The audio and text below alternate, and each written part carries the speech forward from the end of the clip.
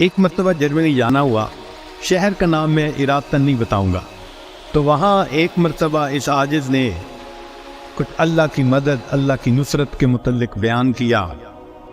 بعد میں کھانے کا وقت آ گیا تو کھانے پہ ایک پاکستانی انجینئر صاحب ملے جو وہاں کافی عرصہ سے سیٹلڈ تھے۔ مجھے کہنے لگے جی میں آپ سے ایک بات عرض کروں۔ میں نے کہا کیا؟ کہنے لگے اللہ تعالیٰ مولویوں کی بڑی فیور کرتے ہیں۔ میں نے کہا بات تو سچ ہے۔ اب چونکہ کھانا کھا رہے تھے پھر وہ کھانا کھانے لگے، پھر کچھ دیر کے بعد کہنے لگے جی اللہ تعالیٰ مولویوں کی بڑی فیور کرتی ہیں۔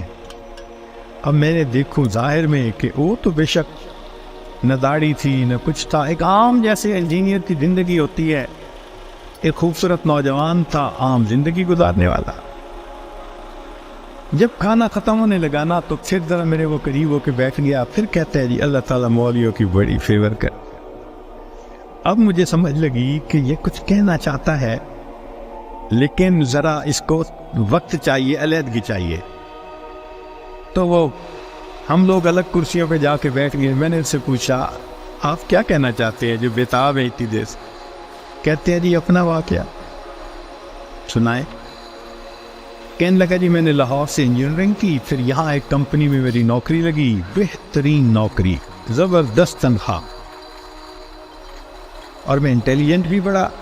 میں پچھلے اتنے سالوں سے اس کمپنی میں نوکری کر رہا۔ ہمارے دفتر میں یہاں کے ماحول کے مطابق مرد بھی انجینئر ہیں، لڑکیاں بھی انجینئر ہیں۔ تو ایک لڑکی انجینئر جرمنی کی، وہ ہماری کولیگ تھی، اتنی خوبصورت تھی کہ دیکھ کے بندہ سوچتا تھا کہ اللہ نے ایسی بھی مخلوق پیدا کی ہے، اور اس کے ساتھ ساتھ اتنی ذہین اور اتنے اچھے اخلاق والی کہ دفتر کے جتنے جوان لڑکے تھے ہر ایک وش کرتا تھا کہ میرے ساتھ اس کا تعلق جڑ جائے۔ جرمن بھی اسی کوشش میں لگے ہوئے تھے، دوسرے بھی اسی کوشش میں، مگر اس کی زندگی بڑی کلین نظر آتی تھی۔ وہ کام کی بات کرتی تھی، جو ذرا کام کی بات کے علاوہ کرتا تھا ایسا جواب دیتی تھی کہ اگلے کو جرت ہی نہیں ہوتی تھی بات کرنے۔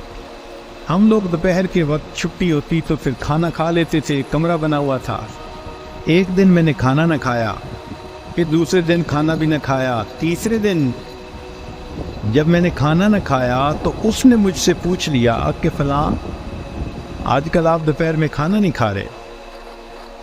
میں نے کہا اس لیے کہ وہ میں مسلمان ہوں اور ہمارا رمضان المبارک شروع ہو گیا ہے اور میں فاسٹنگ کر رہا ہوں۔ اس نے کہا یہ کیا ہوتی ہے؟ تو میں نے بتایا روزہ کیا ہوتا ہے۔ اس کو تھوڑا انٹرسٹ فیل ہوا، کہنے لگا میرے لیے تو بہت ہی اچھا ٹاپک مل گیا۔ میں نے بھی کھول کھول کے بتایا فاسٹنگ کیا ہوتی ہے، اور اس کی انٹرسٹ کو دیکھ کے کہا اچھا میں باقی باتیں تمہیں کل بتاؤں گا۔ اگلے دن پھر میں نے اس سے کوئی بات کی، ہماری بات رمضان شریف پہ چلنی شروع ہو گئی، اور وہ بھی اس کھانے کے وقت میں کچھ دیر بیٹھ کے مجھ سے اسلام کے بارے میں کوئی بات سن لیتی۔ میری کوشش یہ تھی کہ رمضان شریف کے دوران میری بات چیت اتنی شروع ہو جائے کہ کمفرٹیبلی ہم ایک دوسرے سے کمیونیکیٹ کرنے لگ جائیں۔ جرمن لڑکے مجھے دیکھتے تو وہ مجھ سے بڑے خفا ہوتے، یہ اس کے ساتھ بیٹھ کے کیوں 10 منٹ باتیں کرتا ہے؟ بھائی جب سے ہم سے 1 منٹ بھی بات نہیں کرتی۔ خیر رمضان شریف ہونے تک مجھے اتنا اندازہ ہو گیا کہ اس کے ذہن میں اسلام کے بارے میں مزید جاننے کا بھی شوق موجود ہے۔ تو میں نے کچھ انگریزی کی کتابیں بھی اس کو منگا کے دی کہ پڑھو، اور میں تو چاہتا تھا اللہ کرے یہ مسلمان بنے، پھر تو ہمارا ہی نمبر لگے گا، کیونکہ باقی تو سارے یہاں کافر ہیں۔ بڑی میری کوشش تھی اور میں بڑے خلوص سے کوشش کر رہا تھا یہ مسلمان بن جائے۔ اللہ کی شان کہ جو باتیں میں بتا سکتا تھا میں نے بتائیں، اور کچھ باتیں اس کو میں نے کہا کہ بھئی تمہارے قریب اگر کوئی مسجد ہے وہاں عالم ہے تو ان سے کویسچن پوچھ لو۔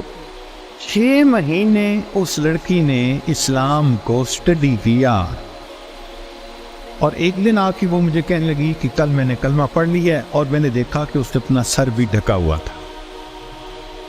تو یہ اس بات کی دلیل تھی کہ یہ مسلمان بن چکی۔ میری تو خوشی کے امتحا نہیں تھی۔ میں نے عشاء کے بعد 10 رکعت شکرانے کے نفل پڑھے کہ یہ مسلمان بن گئی۔ میں کولیگ بھی ہوں، مسلمان بھی ہوں، اس کے پاس تو کوئی دوسری آپشن ہی نہیں ہے، تو اب میرا کام آسان ہو گیا۔ اب وہ جب موقع ہوتا نماز بھی پڑھتی، مگر زندگی چلتی رہی۔ سال میں ہمیں چھٹیاں ملتی تھی جو اکثر وہاں کے مقامی لوگ یورپ میں ادھر ادھر بیچز پہ گزارا کرتے تھے۔ بات چلی کہ بھئی اس دفعہ چھٹیوں کا پروگرام کیا ہے؟ اس نے کہا کہ میرا ارادہ ہے کہ میں اس دفعہ ٹرکی جاؤں گی، سنیں وہاں بہت مسجدیں ہیں اور بہت علماء ہیں، میوزیمز ہیں، تو مجھے ذرا اسلام کو اور زیادہ اسٹڈی کرنے کا موقع مل جائے گا۔ میں نے سوچا ترکی جائے گی تو میرا کیا فائدہ؟ اب میں نے اس کو آئیڈیا دیا، فوڈ فار تھاٹ۔ ان کا تمہیں کیا پتا، اصل تو دین پاکستان میں ہے، اتنی مسجدیں ہیں، اتنے یہ علماء ہیں، اتنے فلاں ہیں۔ اب میں نے ایسی سہانی سٹوری اس کو سنائی کہ اس کو لگا کہ اگر مجھے دین سمجھنا ہے تو شاید وہاں انفارمیشن زیادہ مل سکیں گی۔ اور ادھر میں نے اپنی امی کو فون بھی کر دیا، امی میں کوشش کر رہا ہوں کہ یہاں سے ایک لڑکی آ جائے پاکستان، بس اس کو پھر آپ شادی کے لیے تیار کرنا، یہ آپ کا کام ہوگا۔ امی نے کہا بیٹا بات ہی کوئی نہیں۔ میری بہن ایک ایم اے انگلش تھی، ایک ایم اے اکنامکس تھی، بہنوں نے بھی کہا تو ایک دفعہ لے آؤ اس کو، ہم اس کو تیار کر دیں گے، مسئلہ ہی کوئی نہیں۔ اب میری کوشش کہ کسی طرح یہ سفر کرے۔ 2-3 دن وہ سوچتی رہی، پھر اس نے کہا کہ اچھا ٹھیک، میں نے ارادہ کیا ہے کہ ان چھٹیوں میں پاکستان جاؤں گی، مگر میں اپنی ارینجمنٹس خود کروں گی، تم فلائٹ نمبر بس بتا دو کب جا رہے ہو۔ تو میں نے کہا ٹھیک۔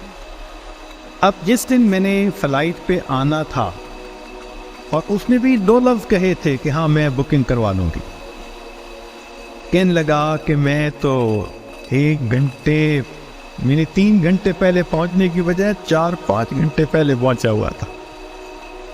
جلدی سے چیک ان کروا کے اب میں تلاش کر رہا تھا کہ کب آئے۔ خیر اس کو آنے میں کچھ دیر ہو گئی، مگر میں نے دیکھا کہ وہ آ گئی تو میں بڑا مطمئن ہو گیا، اب یہ پاکستان آ رہی ہے۔ خیر جب پاکستان اترے تو میرے گھر والے، رشتہ دار سب مجھے ریسیو کرنے آئے ہوئے تھے، تو گھر کی عورتیں اس کو بھی ملی۔ اس نے کہا کہ دیکھو میں نے ہوٹل کی بکنگ کروائی ہوئی ہے اور میں اس وقت تھکی ہوئی ہوں سفر کر کے، تو میں سیدھا ہوٹل میں جاؤں گی، اور کل جب میں کسی وقت فریش ہوں گی نا تو عورتوں کو کہا کہ تم ہوٹل آ جانا، میں تم سے ڈسکس کر لوں گی کہ مجھے کہاں انفارمیشن مل سکتی ہے۔ میری بہنیں اس کو دیکھ کے تو حیران ہو گئی، اور انہوں نے شادی کی ڈیٹ اور پلاننگ وہ بھی شروع کر دی۔ اگلے دن میری امی گئی اور اس کو کہا کہ بھائی آپ ہوٹل میں کیوں رہتی ہو، ہمارے گھر میں آؤ۔ اس نے کہا میں ذرا یہاں کمفرٹیبل ہوں۔ امی نے کہا چلو کھانا کھانے ہی آ جاؤ۔ اس نے کہا ٹھیک، تو وہ ایک وقت کھانے کے لیے گھر امی کے ساتھ آ گئی۔ ہمارا گھر ڈیفینس کے اندر اتنا بڑا بہترین محل نما گھر تھا، اور بزنس تھا ہمارا، کار ڈیلرشپ تھی۔ اب جو کار ڈیلر ہو وہ تو کروڑوں پتی ہوتا ہے۔ چھوٹا بھائی میرا مجھ سے بھی زیادہ خوبصورت نوجوان۔ خیر میری بہنوں نے بڑی کوشش کی کہ بھائی کسی طرح وہ ہاں کر دے کہ میرے ساتھ اس کی شادی سے وہ راضی ہے، مگر وہ خاموش جاتی، وہ ہاں نہیں کرتی تھی۔ پریشانی ہونے لگ گئی، دن گزر رہے اور ہاں نہیں کر رہی ہے۔ تو کہنے لگے کہ ایک دن جو ہے امی نے کہا کہ بیٹا اگر تم سے وہ راضی نہیں تو تمہارا چھوٹا بھائی بھی تو ہے، ہم اس کی آپشن دے دیتے ہیں۔ میں نے کہا ٹھیک ہے کوئی بات نہیں۔ امی نے چھوٹے بھائی کی آپشن دے دی، وہ سن کے پھر چپ ہو گئی۔ حتیٰ کہ آدھے سے زیادہ دن گزر گئے، فرض کرو 20 دنوں سے رہنا تھا تو 10-12 دن گزر گئے۔ اب امی کو ذرا فکر ہونے لگ گئی کہ یہ نہیں مانے گی۔ ہم پریشان بھی تھے۔ اللہ کی شان، ایک دن وہ امی کے ساتھ بیٹھی بات چیت کر رہی تھی، کچھ کہنے لگا میرے ایک چچا ہیں، تبلیغی بندے ہیں، سارا دن مسجد میں پڑے رہتے ہیں اور کام ہی کوئی نہیں ہے ان کو۔ ان کا ایک بیٹا ہے اور اس بیٹے کو انہوں نے جامعہ اشرفیہ سے مولوی بنا دیا۔ وہ چونکہ میرے امی کے قریبی رشتہ دار ہیں، تو وہ نوجوان ہمارے گھر آیا امی کو کوئی چیز دینے کے لیے۔ تو اس لڑکی کی ذرا دور سے نظر پڑ گئی کہ ایک بندہ ہے، داڑھی والا بھی ہے، ٹوپی بھی ہے اور وضاقتہ بھی دینی ہے۔ اس نے میری امی سے پوچھ لیا یہ کون ہے؟ اس نے کہا یہ میرے دیور کا بیٹا ہے، عالم ہے۔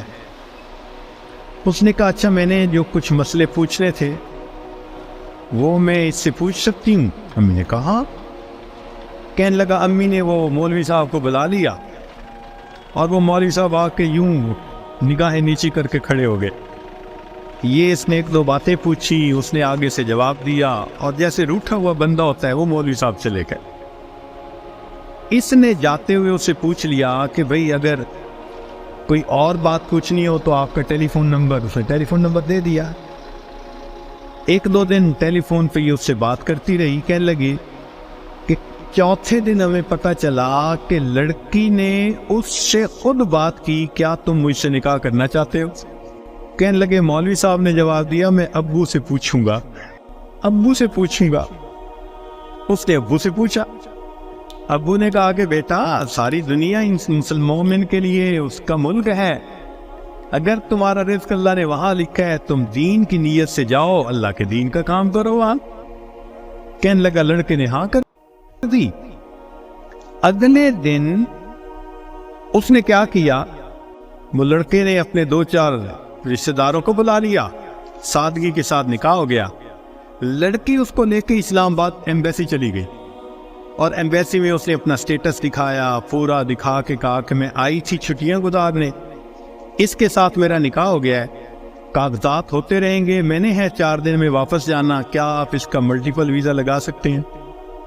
کہنے لگے کونسلر کو اس کی پرسنالٹی، اس کی بات چیت، اس کی نوکری اتنی جسٹیفیکیشن نظر آئی، اس نے چھوٹے ہی 5 سال کا ملٹیپل ویزا لگا دیا۔